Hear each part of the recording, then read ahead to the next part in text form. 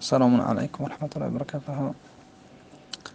بله برادر گرامی، حکم جماع کردن در نهار رمضان، مردی که با همراه همسرش هم بستری میکند در حالی که روزه دار هستند، حکمش چی کار باید کنند؟ جای شک نیست که اینها در گناهان کبیره وقوع شدن.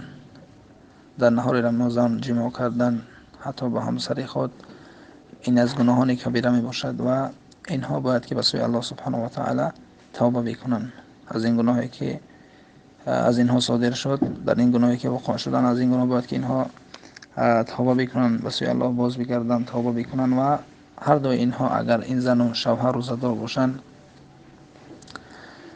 برای اینها کفارت این است که هر دو، یعنی که زن و مرد باید که یک غلامی را آزاد بکنند. مرد یک غلامی را آزاد باید بکند، از کفارت این است.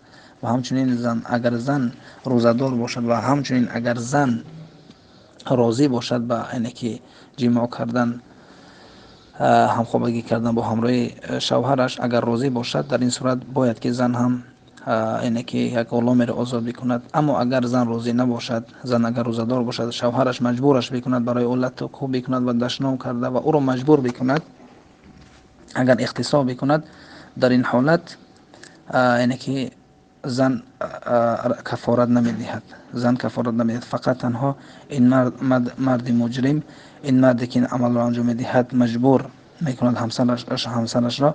این مرد کفارت باید که یک غلام را آزاد بکند. اما اگر زن راضی باشد، باید که هر دو اینها یک غلامی را آزاد بکنند. و اگر نمیتوانند، غلام در این زمانی که ما و شما والله اعلم غلام هست یا نست وجود اینه که هست یا نه، اما اگر غلام را نمیتوانند آزاد کرده، باید که اینها هر دو، این زن و شوهر، یعنی زن و شوهر هر دو اینها 2 ماه روزه بگیرند. 60 روز باید که اینها روزه بگیرند. و اگر روزه گرفته نمیتوانند، باید که هر دو این زن و شوهر 60 نفری را مسکین را باید که طعام دهند.